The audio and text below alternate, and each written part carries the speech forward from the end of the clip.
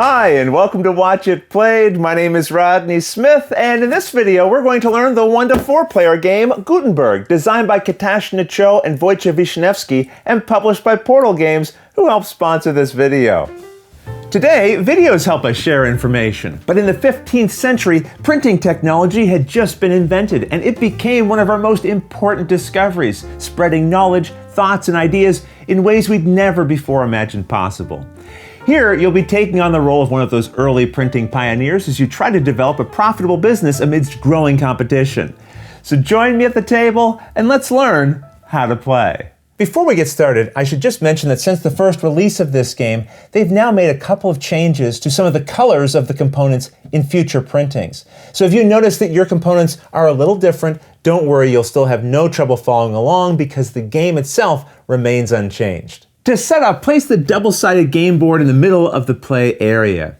This side is for 3 or 4 players, but only use its spaces marked with this 4-player symbol when you actually have 4 players. In this video, we'll assume we have 2 players, so we'll use this side, which is labeled with a 2-player symbol here in the corner. Now find the order cards. There are 2 types which you can distinguish by their backs: printing and refinements. Separately shuffle these into 2 face-down decks that you set by the board. Then you deal a number of them face up from each deck into the matching spaces for them here at the top of the board. These here are the ink tokens, and you mix them into the included bag. Now randomly draw ink tokens from the bag to fill in each of these ink-shaped spaces on the board from left to right. And when you're done, set the bag nearby for use later. The cards with this back are the Specialties, which you shuffle into a face-down deck beside the board. Then deal a number of them face up onto the matching spaces for them here. These are the gears, and on their faces, coming from the center, you'll notice they have either white or gray lines. In a 2-player game, return all of the white-lined gears back to the box. Then you take all of the gears that you have and you shuffle them into a face-down stack. Next, deal a number of them face up into the spaces for them here. The cards with this back are the Patronage cards, which you'll shuffle, dealing 1 face up into each of these matching spaces for them at the bottom of the board. Any leftovers you have, you then return to the box. Then set this round marker into the first space of this round track. Nearby, set the gilder and wooden type pieces. Now, I have mine organized in some game trays I have, and if you'd like some of your own, you'll find links in the description. I should mention, the gilders and type pieces are considered unlimited, so if you ever run out of them while playing, just use a suitable replacement like the extra cardboard type pieces that are included, or anything else that you have handy. Each player now takes one of these printing house and initiative boards and one of these screens. I should point out the game comes with these gray cylinders that you press into the holes of your printing house board, where they can then be permanently kept. Now, as it shows here on the inside of your screen, the first player takes 7 of these black initiative tokens, and the second player takes 8. If you have a third player, they'd take 9 tokens, and a fourth player would collect 10. Each player now chooses a color and then takes the matching cubes and 2 discs. And again, just remember, depending on which printing of the game you have, instead of 3 of these cubes, you might have 3 tokens. Either way, now set 4 of your cubes into the bottommost spaces of these tracks of your board. And then put one of your discs into this space. Your other disc you'll set into this 0 space of the fame track that goes around the outside edge of the board. Each player now takes a total value of 10 guilders from the supply. Now, from both the printing and refinement decks that we created earlier, we deal a number of each face up equal to twice the number of players plus 2. So in our 2-player game, that's 6 of each, and we'll come back to these in just a moment. Each player is now dealt 2 of these character tiles randomly, and they'll pick one of these to keep, returning the other one back to the box. Your character will provide you with a special ability shown on this side, so if you want to keep this side face up as a reminder, you can, but either way, you then set it into your printing board here. Now starting with the first player and going clockwise around the table, each player takes a turn selecting any one printing and refinement card from this display we'd created earlier. So maybe I'll take this and this. These 2 cards form an order, and once created, they cannot be separated. So place them together as a single order into one of the corner slots for them here on your printing house board. Now the next player in clockwise order creates an order for themselves, taking any one printing and refinement card. Once everyone has their first order, then starting with the last player and going counterclockwise, each player creates and collects a second order, which is then placed into one of the open corner slots of your printing house board. And remember, once an order is created, its two cards are permanently linked together and can't be broken apart later. In a bit, we'll see why you might want to pick certain orders, but once everyone has two, you now discard all of the unchosen cards into shared discard piles beside their related decks. Now each player takes any 3 type pieces from the supply, and you can take more than one of the same piece if you want. It's a good idea to choose letters that match the ones showing on the orders you chose. And while the letters might look reversed on the wooden pieces, remember this is a printing press and the letters would have been made in reverse so that when stamped with ink, they would show on the page correctly. And that's the setup. In Gutenberg, you'll be honing your skills in building printing presses to fill orders from customers who will pay for your printed materials. And if you can pair these with their desired inks and displays of skill, your fame will rise. Have the most fame by the end of the game, and you win. The game is played over a series of rounds, and each is broken into 5 phases. These phases and many other reminders about the gameplay are shown on the inside of your screen, so be sure to refer to these while playing. And we see here the first phase is called Turn Gears. At the start of the game, you won't have any gears on your board to turn, but in the future, you might have 1, 2, or even 3 of them. The important thing to know is that a gear is divided into 3 different sections by the lines that are printed on it. And one of those sections must always be fully facing the highlighted arc that you see printed beside that gear. When the turn gear phase begins, you always turn just the top gear clockwise so that the next section on that gear is facing the printed arc. Any other gears you have on the board will then automatically rotate as well. We'll see how you gain and use gears a little later, but after the turn gears phase, you move to the plan phase. Here, every player sets their initiative board and markers behind their screen and then simultaneously and secretly assigns their markers to the 5 rows in any way they like, going from left to right. You can leave rows blank if you like, but each row can have no more than 6 markers. We'll see why your placements matter in a moment, but when everyone's ready, they remove their screens to reveal their plans. Then it's time for the execute plans phase. But first, we need to understand the layout of the board a little better, so let's take a look. This is broken into 5 main rows: orders, inks, specialties, improvements, and patronage. In the next phase, we'll resolve each of these sections one at a time, going from top to bottom. The order that players will take turns in each of these sections is based on how they assign their initiative cubes in the planning phase. You see, each row of your initiative board relates to one of those areas of the main board. Again, orders, inks, specialties, improvements, and patronage. So when we resolve taking orders, which is the very first row, the player who assigned the most cubes to that row goes first. Then the player who assigned the next most would go, and so on.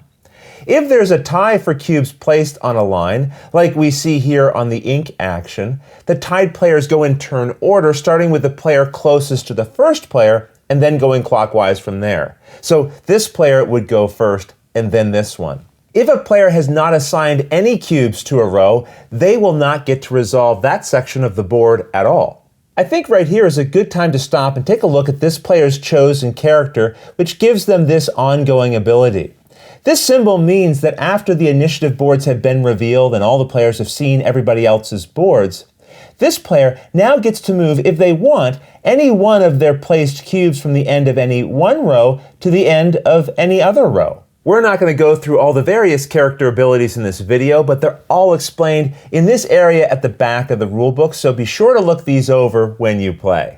I will mention that these 2 special larger ink tokens are only used if a player chooses this character, in case you come across these and wonder what they're for.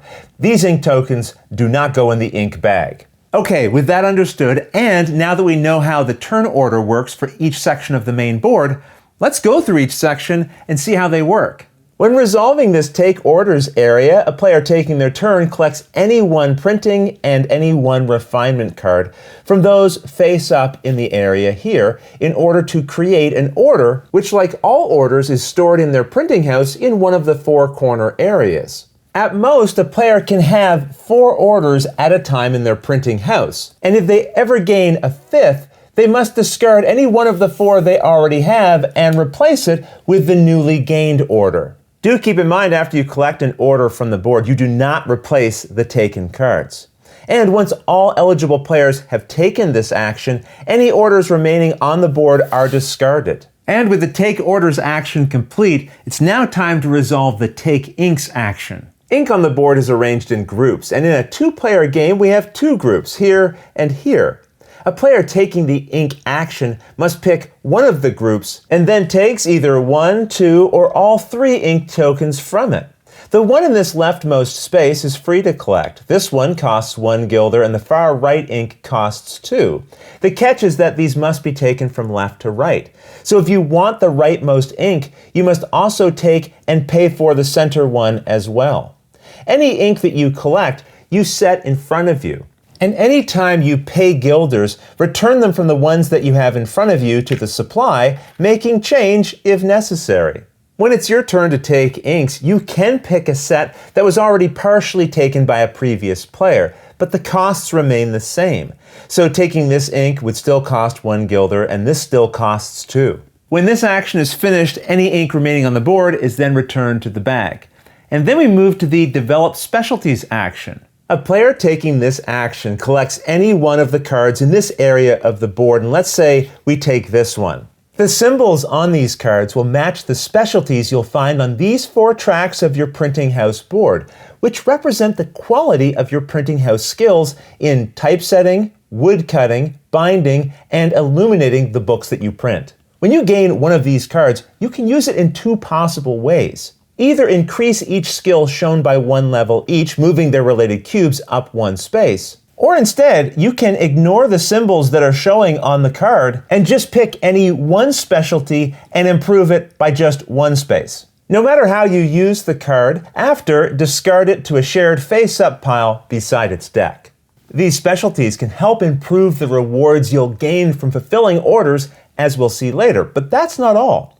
The very first time you get any specialty to level 2, as you're reminded right here, you then advance this token 1 space to the right. And each time this token advances, you gain the reward showing beneath it. The important thing to understand is that you don't advance this each time a cube gets to level 2, just the very first time any one of your cubes does. The very first time any one of your cubes gets to level 4, you advance this marker again, which would give you this reward. A cube getting to level 5 advances you here, and then a cube that hits level 6 advances you to this last space. We'll discuss these rewards in a moment, but if you ever have a cube at the top of a specialty and we get to advance it again, you don't move the cube, but instead gain 3 guilders as you're shown here for each space you should have advanced but couldn't. Okay, with that understood, now let's take a look at what these reward symbols mean. As a quick reminder, you'll find these and many other symbols you might encounter explained on the inside of your player screen. This symbol lets you take 1 ink token of your choice from the bag. Players can always freely check the contents of the bag at any time. Well, except when they're placing ink tokens onto the main board. That has to be done randomly, but otherwise, you can always look in the bag. And when you gain ink as a reward, you just reach in and take the exact ink that you want. Just keep in mind that the tokens in the bag are limited. Once a color is no longer in the bag, it can't be taken again until some ink is returned, which we'll learn about later. Anytime you see this reward, it means the player takes 1 new order, but this is done differently than when you take orders from the board. Instead, the player draws 2 printing and 2 refinement cards into their hand from the top of the related decks, and then they choose 1 of each to form a new order that they'll set by their printing house as usual, discarding the other 2. Now, before they make their choice, they have an option. They may spend 2 guilders to draw 2 more cards, and these are taken 1 at a time, because you can look at the first card drawn and then decide which deck you want to take the next one from. So let's say I do spend 2 guilders. Maybe I'll draw a new refinement. And I might decide that I'm still not happy with my refinement options and will take another refinement as my second card. And if you're still not happy, you can keep spending 2 guilders at a time to draw 2 more cards. But when you're done, you still create just a single order and then discard the rest of the cards. Now let's look at the final reward in this last space. And the symbol here means that you get to collect any one type piece of your choice from the supply for free. And that covers the Develop Specialties action. And at the end of that action, if you still have some specialties on the board, just discard them. All right, now let's see how you resolve the Improve Printing House action. This is the area of the board showing gears, and a player taking an action here takes any one gear they want and adds it to an open space of their player board. Gears must always be added to the topmost open gear slot, so our first one goes here. And as explained earlier, it must be rotated so that one of its sections is fully facing its highlighted arc.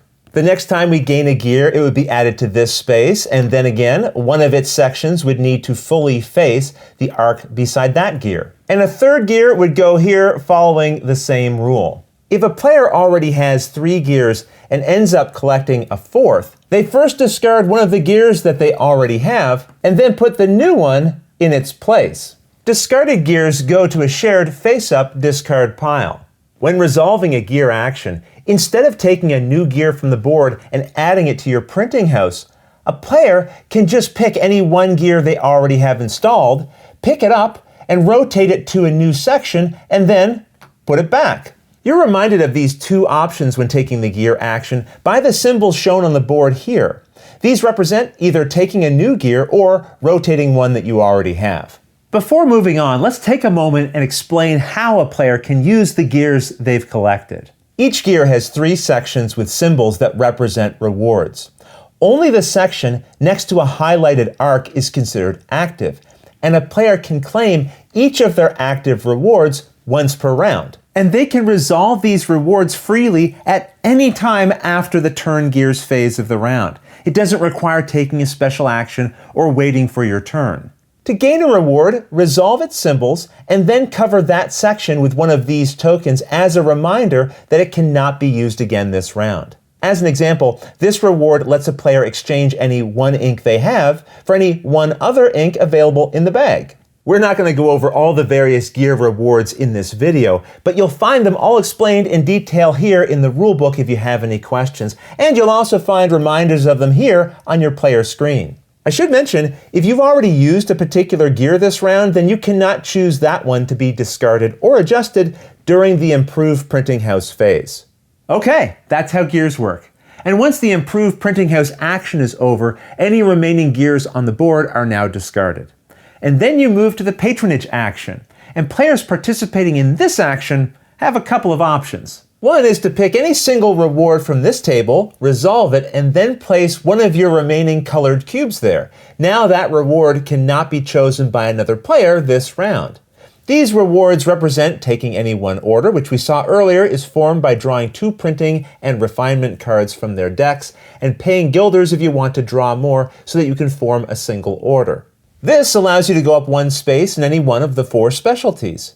Here you gain 3 guilders from the supply, and this lets you take any 2 ink from the bag. Or instead of taking any of these rewards, you can claim one of these patronage cards if you meet its requirements. The catch is you can only take a card that is on a space below or to the left of the round marker. So during the first and second rounds, you can't claim a patron. During the third round, this marker will be here, making this patron available. And if this was here, you could claim any one of these 3 patron cards. To claim a patron, you must satisfy its 2 requirements. If it shows a specialty, it will also show a level here, and as long as you're currently at that level or higher in that specialty, you meet that requirement. If it shows certain type pieces, you must have those pieces. You don't spend them, you just have to have them. If the requirement shows ink pieces, though, you must spend them, returning them to the bag. If you satisfy an eligible patron's requirements, you can use your action here to take it from the board and set it in front of you where it will be worth points at the end of the game. Just know that at most a player can only claim a single patron per round, even if they satisfy the requirements of more than 1. Unlike other cards though, remaining patrons will stay on the board throughout the entire game until they're claimed. And that wraps up the execute plans phase with all the different actions of the board. Now we come to the fulfill orders phase, and this is resolved starting with the first player and going in clockwise order once around the table. On the player's turn here, they check to see which orders, if any, they can and wish to fulfill. As we know, an order is made up of two cards, a printing and refinement one. And each of these will have certain requirements. But to fulfill an order, you only have to satisfy the requirements of the printing portion. You can ignore the refinements portion entirely if you want. But if you also fulfill parts of the refinement card, it will give you additional benefits, as we'll see. So let's start by looking at how you fulfill the printing card. These will always show a certain combination of types. And if you have all of the types shown, you fulfill this requirement. And you can fulfill more than one order during this phase, but each type piece you have can only be used once per phase. So it's a good idea to set these on the order that you're planning to fulfill so you don't accidentally use them on more than one order. You start the game with the 3 type pieces that you gained during the setup. However, at any point during a round, you can buy more type pieces from the supply. To do this, check the top of your screen for how many type pieces you currently own. Right now, we have 3. Below that value is how much it will cost to buy your very next piece, so 4 guilders in this case. After I have 4 type pieces, if I want to buy another one, it would then cost me 5 guilders. Basically, the cost of each new type is 1 more guilder than the total number of type pieces that you currently have. And again, you can buy type pieces at any time during a round. With that understood, let's get back to fulfilling orders. As we said, you fulfill the print requirements by having all of the required type pieces shown, and then you gain this amount of guilders from the supply. Again, remember, to fulfill an order, you only have to satisfy the printing requirements. But let's see what happens if we also fulfill the refinements that were paired with it. These actually have 2 separate refinements that you can attempt to fulfill. One is a colors request shown in the squares with a lighter background, and the other is a decorations request shown on the darker squares. To satisfy any ink requirements of the color request, you just return the related tokens back to the bag. You then gain fame equal to the value shown within this fame icon here. Anytime you earn fame, move your related marker here the indicated number of spaces around the outside edge of the board.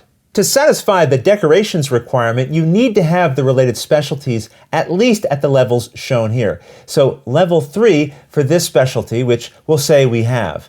Then you gain this printed reward of fame points. You can complete either of these requirements, but if you complete them both, you not only gain their individual rewards, but you also gain the reward shown here for fulfilling the order completely. All the orders you resolve during this phase are filled at the same time, and this brings up an important point. I had said that you can buy type pieces at any time. I'd also said that you can use gear effects at any time.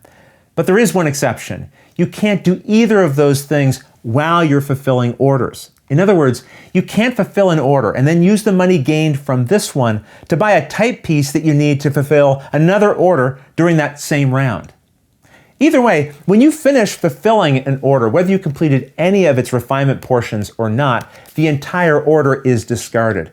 And remember, you can fulfill any number of orders that you have as long as you don't use each of your type pieces more than once during that round. After the first player has fulfilled any orders that they wish to, the next player in clockwise order goes. And when everyone is finished, it's time to prepare for the next round. And these steps you'll follow at the end of every round, except the very last one where these extra steps are skipped.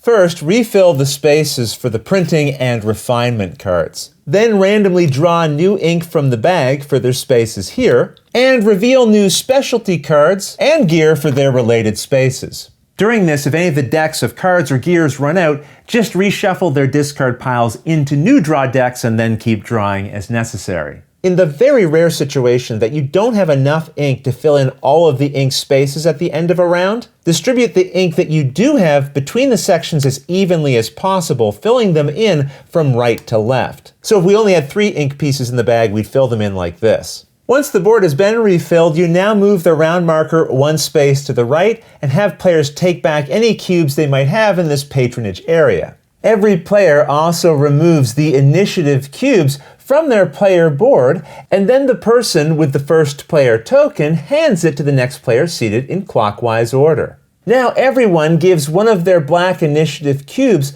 to the player who just gave up the start player token. Then a new round begins with the turn gears phase. And rounds will continue like this until the end of the 6th round, where it's time for final scoring. Here, each player earns one more fame point for every 3 guilders they currently have. Then players should check their specialties, and any cubes they moved into the top 3 rows earn them the related points showing here. So this player earns 1 point for this specialty, 3 points for this one, and 6 points for this one. Now give yourself 8 fame points for every patronage card you manage to collect. And the player with the most total fame now wins. If there's a tie, the tied player with the fewest type pieces wins. And if there's still a tie, the tied player with the least remaining ink tokens wins. And if there's still a tie, the tied players share the victory. The game also comes with components and rules for playing solo, but these rules I'll leave for you to discover on your own. Otherwise, that's everything you need to know to play Gutenberg. If you have any questions at all about anything you saw here, feel free to put them in the comments below and I'll gladly answer them as soon as I get a chance. You'll also find forums for discussion, pictures, other videos, and lots more over on the games page at Board Game Geek, and I'll put a link to that in the description below. And if you found this video helpful, please consider giving it a like, subscribing, and clicking that little bell icon so you get notification anytime we post a new video. And if you'd like to support us directly, you can join our Patreon team, which I'll have linked below. But until next time, thanks for watching.